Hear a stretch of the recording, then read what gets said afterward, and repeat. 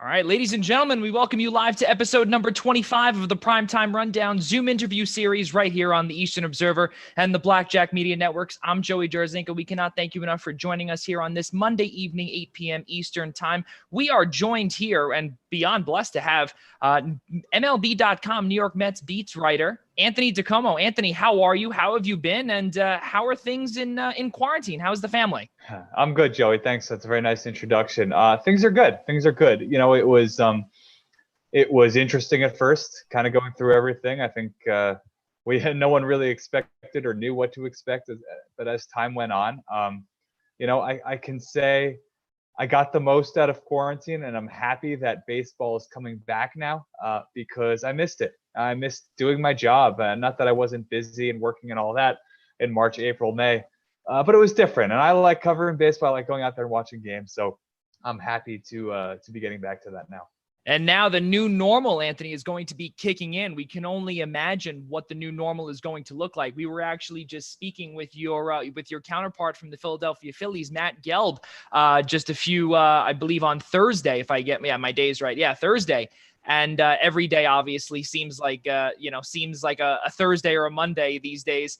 But we were speaking to him about what the new normal is going to look like. And, we'll go a little bit out of order here. We'll get to, a little bit more who Anthony DiComo is and how you got to where you are today. But I have to ask the almost the elephant in the room. But what do you believe the new normal is going to look like for you as a writer, especially with the possibility of Citi Field, might be closed to the media?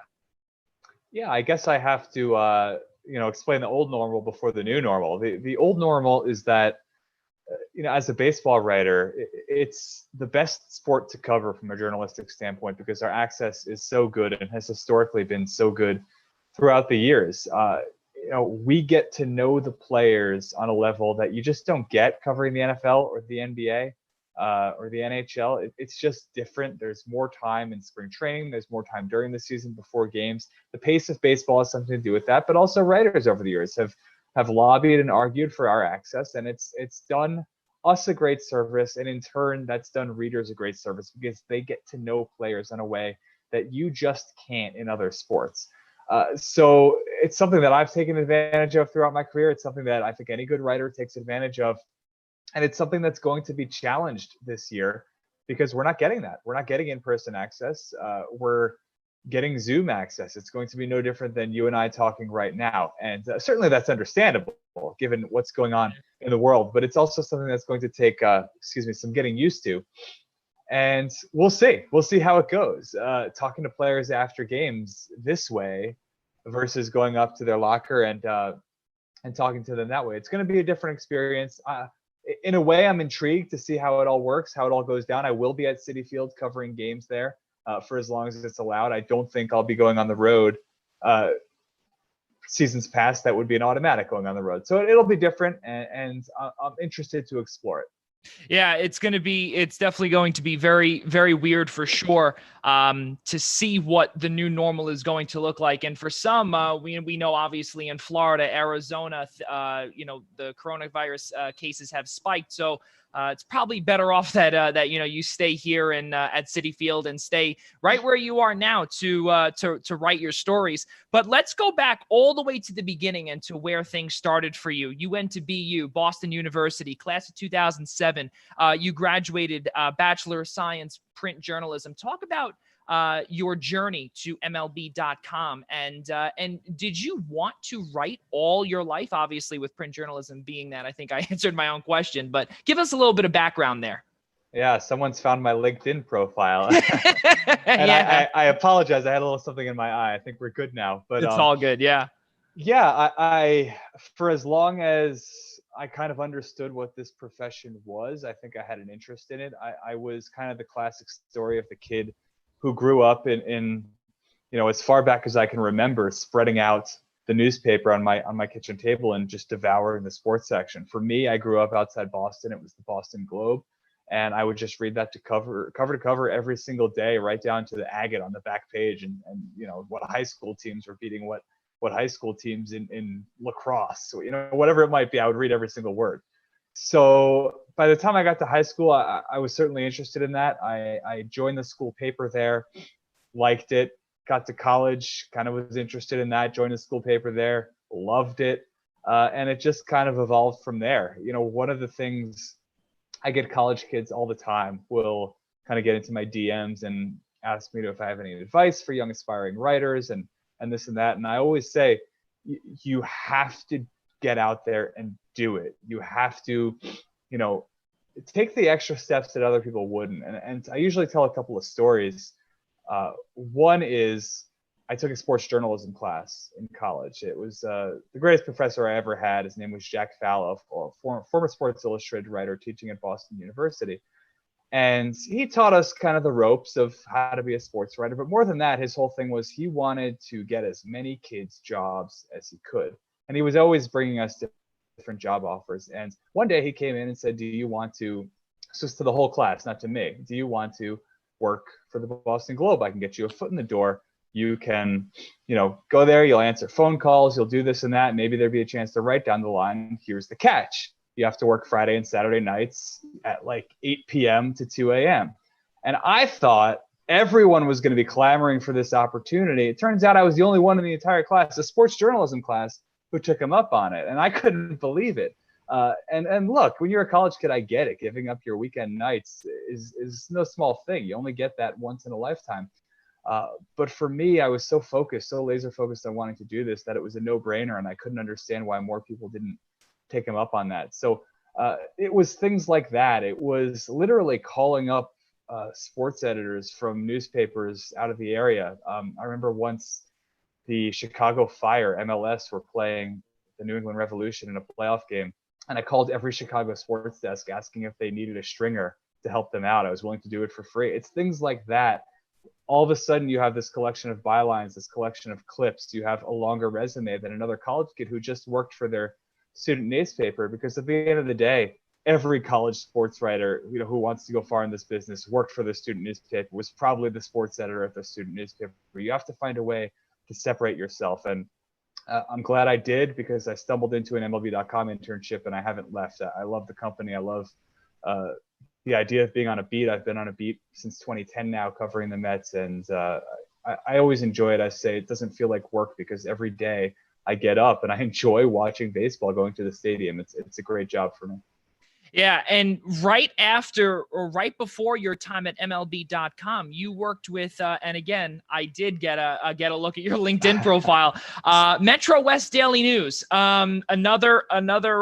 You were a sports correspondent for 9 months, January to September of 2006. Talk about how that eventually, I guess that was like right in the middle of your college career and MLB.com.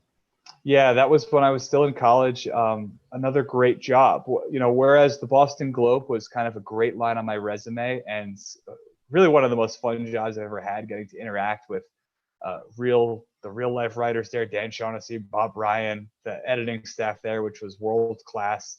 You know, that was cool, but I didn't get to write all that often. The MetroWest Daily News gave me an opportunity to write, and it was such a great place for a young sports journalist, because I would drive all around suburban Massachusetts covering baseball games, volleyball games, lacrosse, you name it. I was there covering it.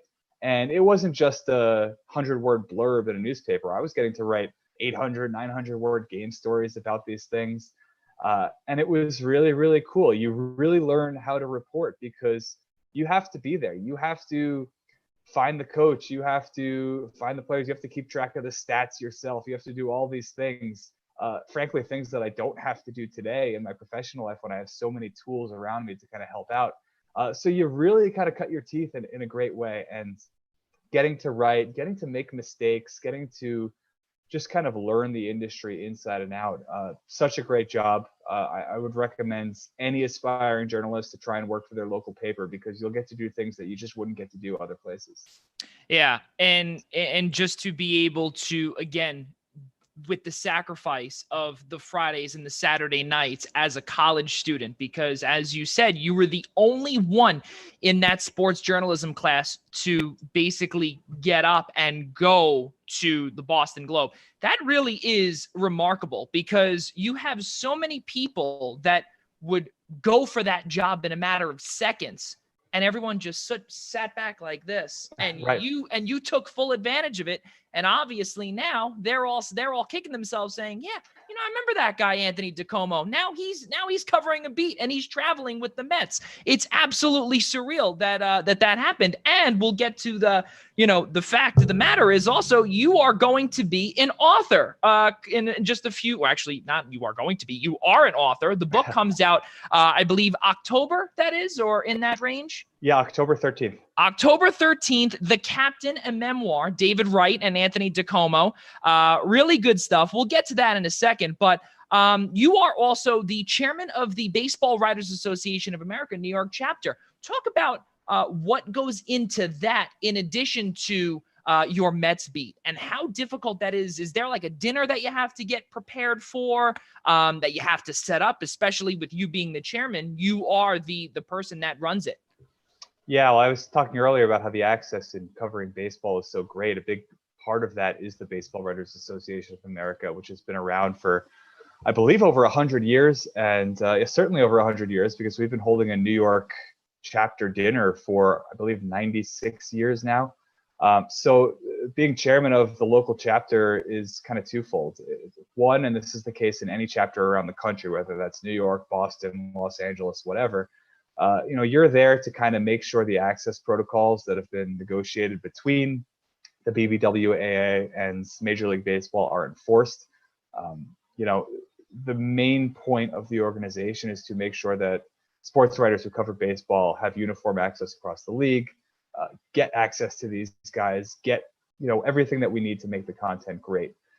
In New York, it's pretty unique because we're kind of the focal point of the entire organization in that we've always held this annual dinner, and that's where you give out the MVP award, the Cy Young. Like last year, we had Mike Trout, Jacob deGrom, all these guys showing up, and it's a really cool event, and it's really traditional in that the chairman of the chapter gets to MC that event. So I've gotten to do that the past 2 years. I'll be handing it off to actually MLB.com's Yankees writer Brian Hoke next year.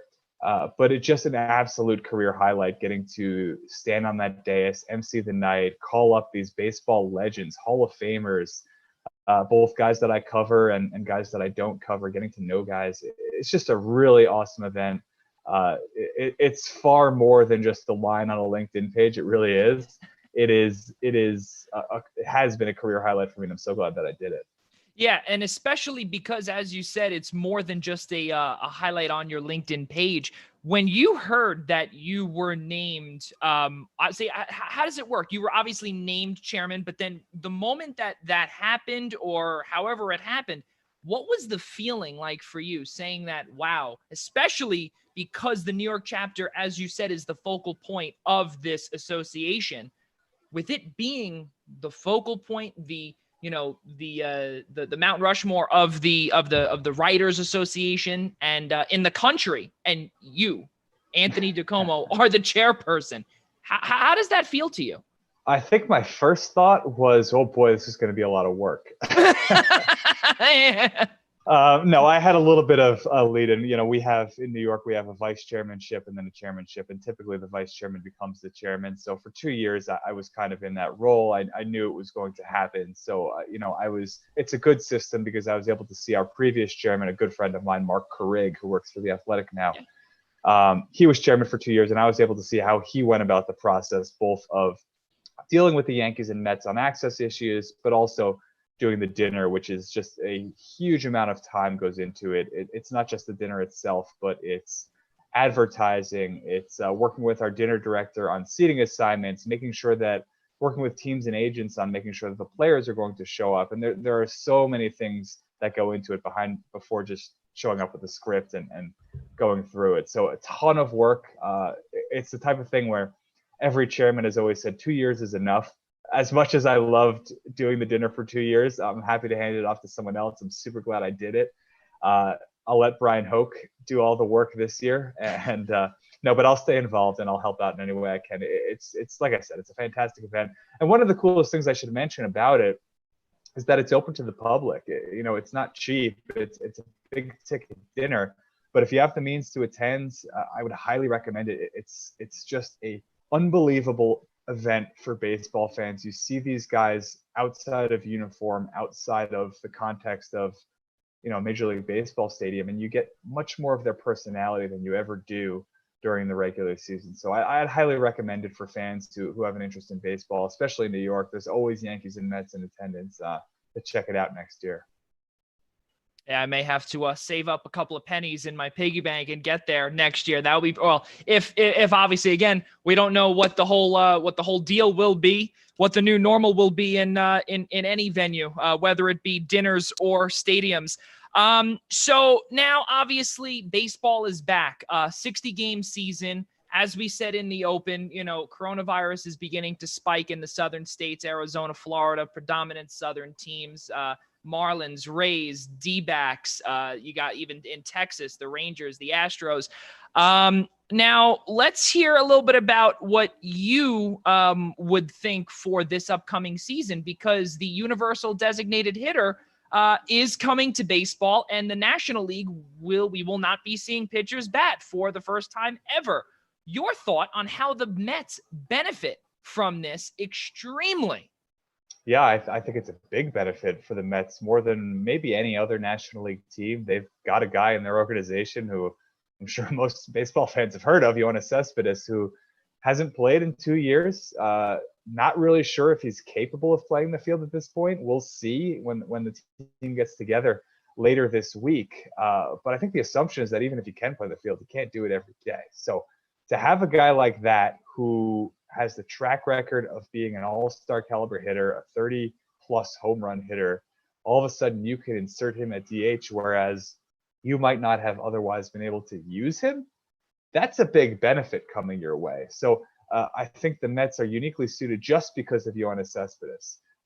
And not only because of Yoenis Cespedes, they also have a guy on their bench named Dominic Smith who wouldn't really sniff much playing time otherwise, because Pete Alonso is entrenched at first base now. Not really a spot for Dom Smith. He can get at bats at DH, or Pete Alonso can get at bats at DH, and it'll give Dom Smith some reps at first base. So there are multiple ways the Mets can go with this. I think they'll use it on those guys. They'll use it on older players like Robinson Cano.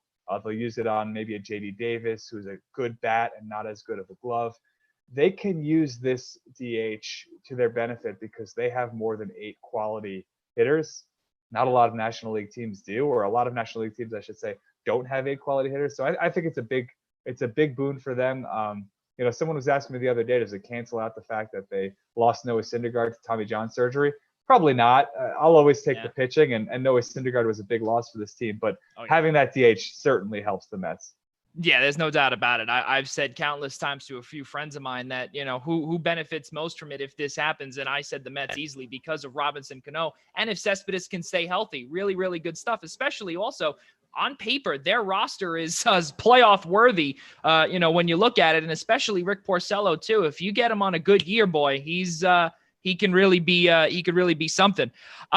So now going backwards, obviously, I'm assuming you've seen The Last Dance, where we go from here all the way back here. So we'll go there for a quick second. But when you started off at MLB.com, you started in 2007. Is that right? And also, you started 2007.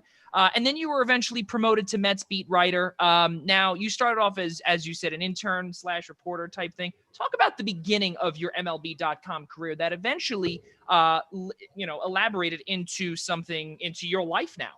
Yeah, MLB.com had just a fantastic internship program where they would take 30 college kids every year and they would assign them to a team. And essentially you would, for an entire summer, shadow a beat writer. So it was an experience that you really just couldn't get most places.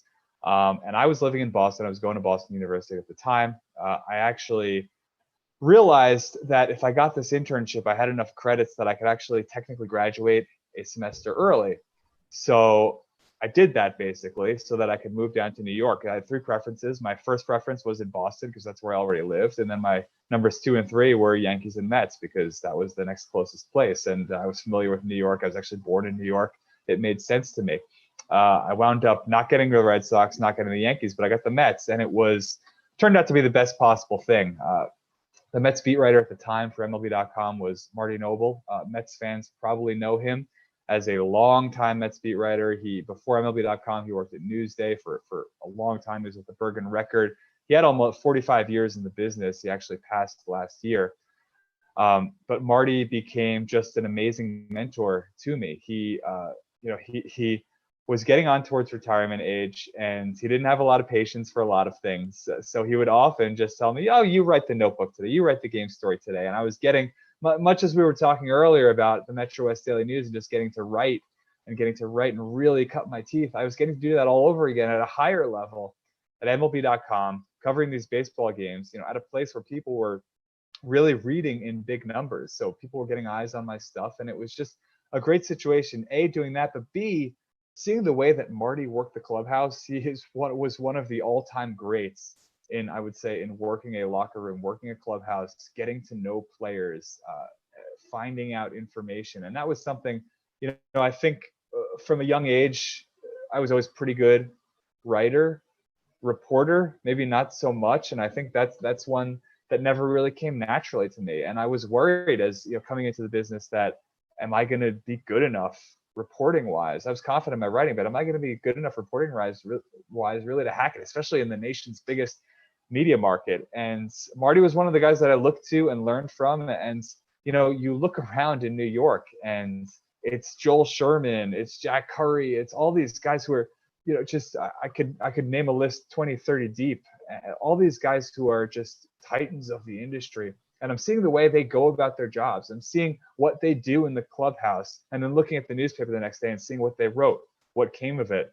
And through that, you kind of learn how to do the job on the fly. So it was just a great situation, that internship, because Marty was, in a spot where I think everyone knew he was going to retire pretty soon. They wound up keeping me on after the season at MLB.com. I did a little backing up Marty, backing up Yankees for a couple of years, and then when Marty was ready to go into kind of a semi-retirement in 2010, I took over the Mets beat, and I've been there ever since. Yeah, and it's almost like when people look at their work the next day, it's almost like they self-critique. You figure, right? You want to see, obviously, to get better, and it's the same exact thing where you were talking about the reporting side of things, and we've seen you make appearances on SNY. We've seen you make appearances on MLB Network. So clearly you have you have what it takes to be on television. So could we see a possible a possible career path there? God forbid if something comes along, who knows? That'll be pretty cool.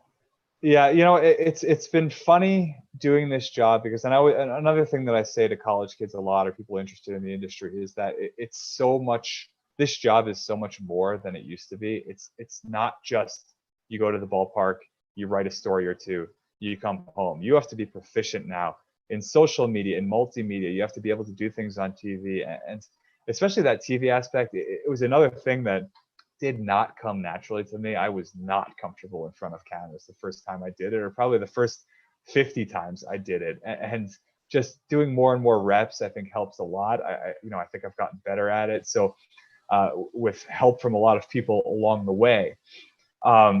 Could that be a full-time career for me? I love where I'm at. Truly, I love MLB.com. I would say that to you in confidence, even if we weren't on camera. I really do. So I think I'm probably going to stick it out here for a while. But even in that role, having those skills, being able to do TV things, and I love the people over at SNY as well. Some of them are some of my best friends in life now, beyond people that I work with. But having that skill, I think, helps me in a lot of ways. Being proficient on social media, as I said, I think helps me in a lot of ways. Any way that you can reach Mets fans as a Mets beat writer, whether that's through the print, through the written word, on TV, on social media, in person at events, any way that you can reach Mets fans, I think, can only help. It can help increase your profile. Doing things like this is a great example. If I can reach one person that I wouldn't otherwise have done, it's a good thing for a beat writer. So it all kind of goes into that stew of what it takes to do the job well. And a lot of it are things that I kind of learned on the fly. Yeah, everything. It's the experience that eventually really takes over for you. It's the experience. It's the people that you know as well. Now, going back to the baseball side of things, and really looking at this year as well. Not even this year, but even in years past, even back to 2010. You've been the Mets beat writer since then. Obviously, we've gone over that umpteen times. But now National League and American League cities. What would be, I would say, what's the, I don't know, your most favorite city to go to on the road, National League and then also American League for Interleague? It's a tough question. My answer to this has changed and evolved many times. It's one of the most frequent questions that I get. If I have to pick one, I would probably pick Chicago as for National League. It's just such a great vibe. The stadium itself doesn't have necessarily the best working conditions for reporters, but obviously anyone who's been to Wrigley Field knows what kind of a place that is to watch a ball game. It's the type of place where I go there for the 30th time and I feel like I have to whip out my cell phone and take a picture. It's just so cool. And then the city itself, especially, in the middle of summer, it's such a great place to be. So many great restaurants, so many great things to do in your downtime. So I love going to Chicago. As far as American League goes, I have a soft spot in my heart for Boston. I grew up in the area. I went to college in the area. I still have friends in the area. So I love going there. It's a biased answer, but it would be tough for me to put any place above Boston in my book.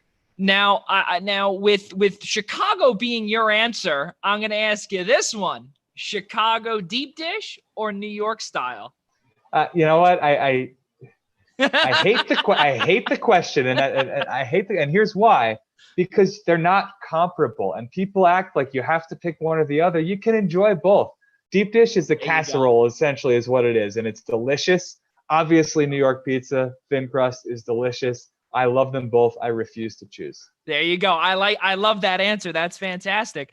Now we actually heard from your Phillies counterpart, Matt Gelb. He told me following our interview off camera, he said, ask Anthony about his new scorebook that he came out with. So I'm going to ask you, Anthony, from Matt, this new scorebook, is this something like a competition with Bob Carpenter? What's the deal here? It's really not. And Matt and I go back a long ways. Matt was actually, I believe, when I was an intern in 2007, or maybe it was the next year, he was an intern at the Star Ledger in New Jersey. Yeah. So I've known Matt for well over a decade now, and he's really does phenomenal work at The Athletic covering the Phillies. But yeah, no, this has been going on for more than, it's not new. It has been going on for maybe 6 or 7 years. I didn't love any of the scorebook options that were out there. There are a couple ones that you'll see sports writers use, and actually less and less these days, because very few baseball writers actually keep score by hand anymore, believe it or not. There are so many ways to do it online, or you don't even need to, because everything's automated to the second now. But for me, I still like doing it. I'm a traditionalist in that sense, but also it kind of keeps me engaged in the game every time a play happens to write it down. I just like doing it. But I wasn't happy with any of the scorebooks out there. Even Bob Carpenter, as you mentioned, he makes probably the best scorebook that's out there. But really, it's kind of geared toward radio folks, TV folks. It's huge. And if you want to carry 162 games in that thing, it weighs about 15 pounds. And if you're, my friends Howie Rose or Wayne Randazzo on the Mets radio, you can do that. But I don't like lugging that around from city to city. So I decided to make something a little more compact, but also with plenty of space to do what I wanted. Long story short, I got them printed up. And some of my writer brethren would look at it and be like, "Oh, that's pretty nice. Can I get one?" And all of a sudden, I look up and I'm printing up 15, 20 scorebooks for people and selling them. Not because I'm trying to make any money. I really didn't make any money off it, but because people wanted it. So I'm like, sure, spread the word, whatever. It's not that hard for me to do. So yeah, you'll see a couple DiComo scorebooks floating around the game. Like I said, not many people keep score, which is a shame. But those that do, if you ever want to take a look at my scorebook, Jordan Bastian, actually, my colleague who covers the Cubs in Chicago at MLB.com, he makes his own as well. And you'll find that there's a couple that crop up around the game. Those of us who do keep score are pretty militant about the things that we like and that we don't like in a good scorebook. So you'll find some good-natured arguments in the scorekeeping community. So where can we find that? Where can we find that scorebook? Because honestly, I'm actually one that keeps score at home. Actually, yeah. So where can I, along with the fan brethren, if you will, find this? Anyone who wants one, send me a DM on Twitter. My DMs are always open. I found it's a really good way to connect with fans. But I'd be happy to to print one up for people who are interested in a DiComo scorebook. That's excellent. Well, expect one from me later on. So now, fast forwarding to March, March 12th, obviously March 11th/12th, we know was the day basically the world stopped turning in the world of sports. As funny as I made that sound, it really is the truth. We all know what happened. Obviously, COVID. Yeah, we know. But now were you in Florida when all this happened? And what was it like hearing about it? And what were the feelings like for you that, this is now something serious? Obviously, we heard this a little bit back in February, but then now when it's, at your doorstep, what was the feeling like for you in Florida? And you weren't even home either. Yeah, I was in Florida. I remember distinctly having read about COVID as far back as probably early January, reading the daily updates. And it always seemed so far away. Like this is, something that's going on in Asia, but it's not going to affect us over here. And as the weeks went by, it got more and more real. And I think like a lot of people, it kind of hit me full force that one night. I believe it was when Donovan Mitchell tested positive in the NBA. And it was like, oh, wow, this is not only going to affect the USA, this is going to affect me personally in my job. The next thing we know, everything's getting shut down. I'm flying back home for, I don't know what's going to happen. So it was quite a situation at first, just because, obviously you're worried about people in your own life. You're worried about people that you don't know who are getting sick or dying from this thing. But there's also just so much uncertainty. Am I going to work this year? What's going to happen with baseball, with the industry? Are they going to play again? So many questions that I had popping into my head, knowing that no one out there had the answers to any of them. So it's so much just wait and see. And yeah, as the weeks went by, I became more and more optimistic that baseball would return. Even those days when the labor dispute between the league and the Players Association, there were some dark times where it looked like maybe things wouldn't happen. I tried to stay as optimistic as I could throughout. And here we are now talking on, what is this, June 29th, and we're getting ready to go to spring training number 2 or summer camp or whatever you want to call it. I'm still optimistic. A lot of people, I've gotten so many messages like, well, we'll see what happens. We'll see if they get through 60 games. And, I think while people are right to be cautious and right to, certainly have the right to be skeptical, I think I'm just an optimistic person in general. I'm hopeful that, players, staff, media, everyone will not even just fingers crossed, but that everyone will take the proper steps to ensure both their own safety and the safety of those around them. People will respect each other, wear masks when it's appropriate,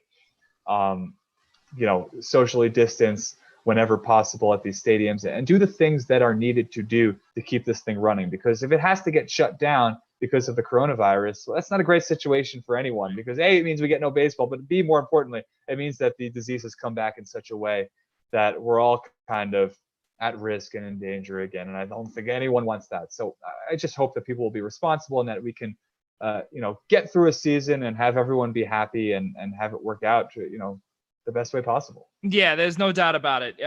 Things, obviously, we don't know what everything is just one big question mark, going obviously from where you are in the media all the way down to the diamond with the players. Obviously, we just saw earlier today, Ryan Zimmerman and Joe Ross just called it off for them. And they said that, Ryan Zimmerman has family members that are high risk, so he's not going to take that chance. Can't blame him and can't blame the others.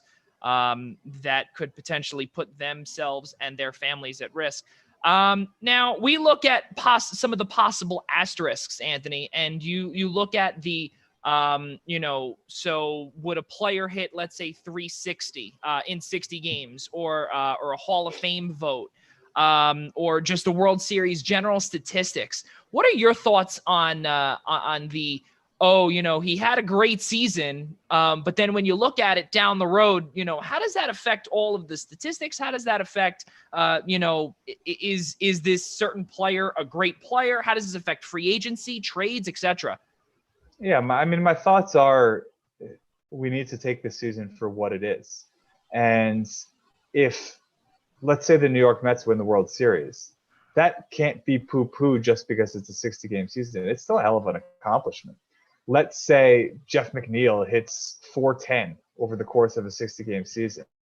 That can't be poo-pooed just because it was a 60-game season. It's still a hell of an accomplishment. Does that mean that Jeff McNeil, what he accomplished, is better than Ted Williams hitting 406? No, I think you need to look at everything through the lens of context and understand that what happens in a 60-game season is going to be different than a 162-game season. Is finishing in first place and winning a World Series in a 60-game season as impressive as doing it over 162 games? No, 162 games is harder. It's more difficult.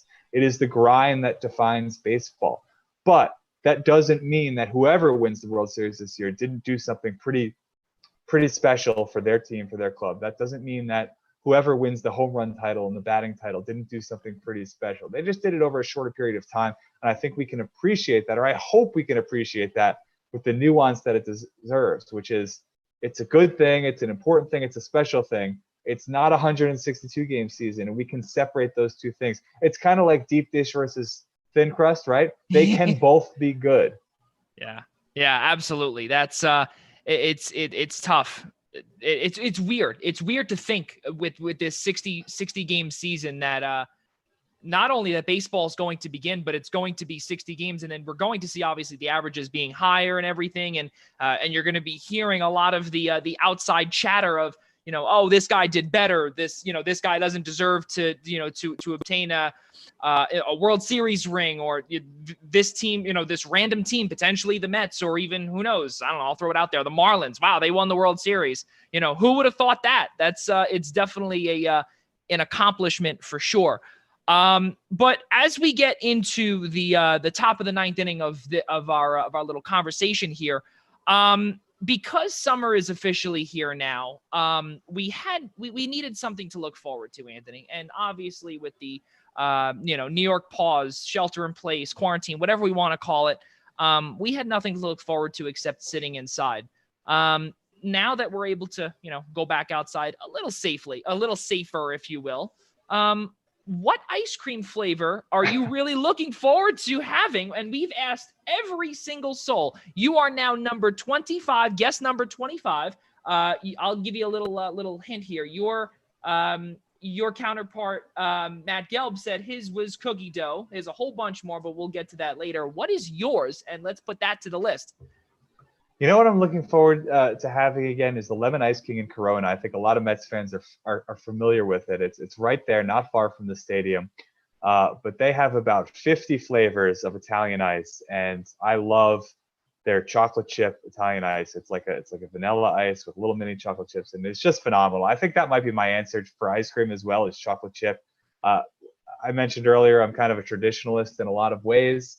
Ice cream is one of them. I don't need some kooky, crazy flavors. Just give me a high quality chocolate, vanilla, whatever. Chocolate chip is the perfect mix because you get a great high quality ice cream with creamy vanilla chocolate chips. There's not a lot that can beat it.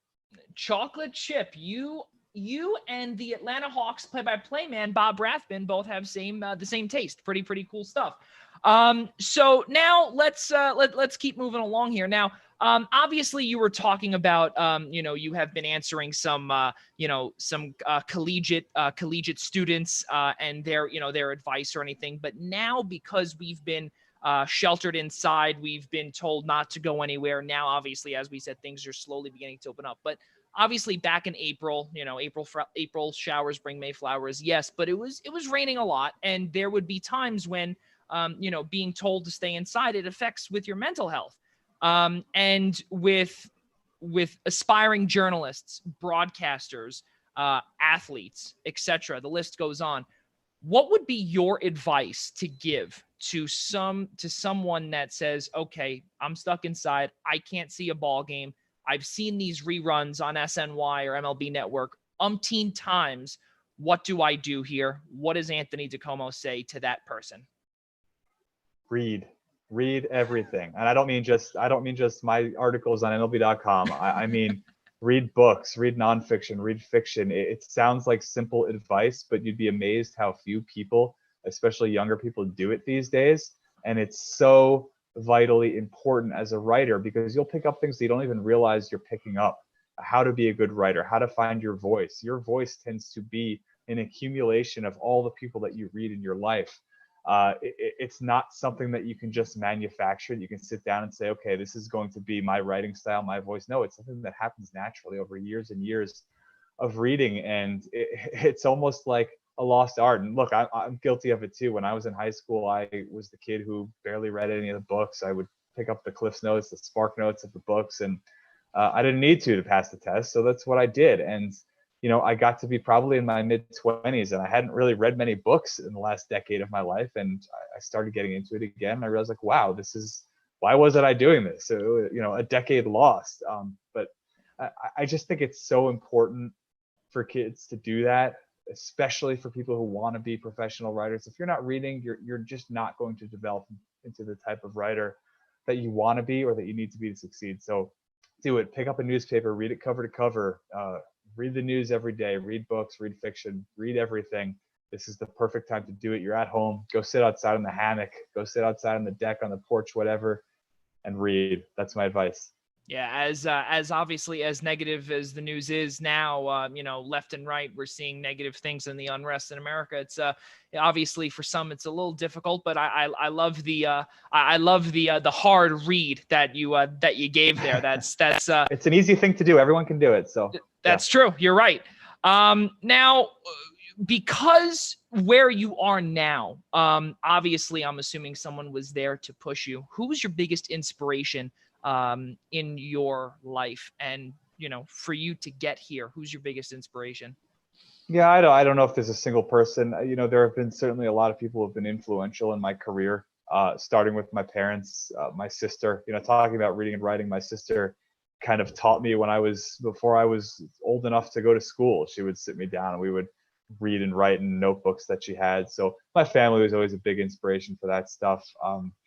As I got older, I mentioned my professor in college, Jack Fallow, was just hugely helpful in so many ways. Marty Noble, who I talked about at length earlier, was hugely helpful in so many ways.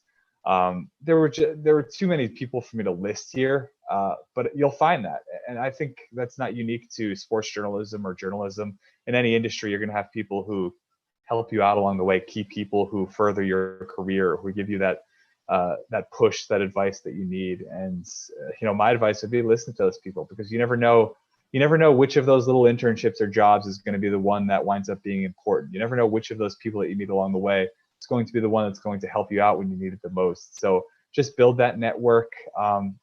Even people who haven't necessarily helped me in my career are some of the best friends that I have, that I've gained out of this industry. So continue meeting people, continue listening, keep your ears open, all that stuff. And it's life is funny. You never know what's going to help. That's true. And you never know who you're also going to run into as well, because again, this industry is all about who you know. Anthony DiComo, everybody, MLB.com, New York Mets beat writer, 843. Pretty good. Anthony, thank you so much. Really appreciate your time. And for those tomorrow that might want to tune in, Anthony knows this name pretty well. Scott Hairston will be on our show tomorrow night, starting at 10 p.m. Eastern Time, Tuesday, June 30th. Follow us on Instagram at Observe Eastern. Anthony, once again, thank you so much for joining me here tonight. Yeah, I covered Scott Hairston briefly. Very nice man. So you guys are in for a treat. Good talking to everyone. Thanks so much, Anthony, again. And again, Anthony DiComo, I'm Joey Jarzynka. We'll see you all tomorrow night. Anthony, thank you so much. I really appreciate it. And I think here we go, 8:44. We're a minute shy. We're good. Good stuff, man.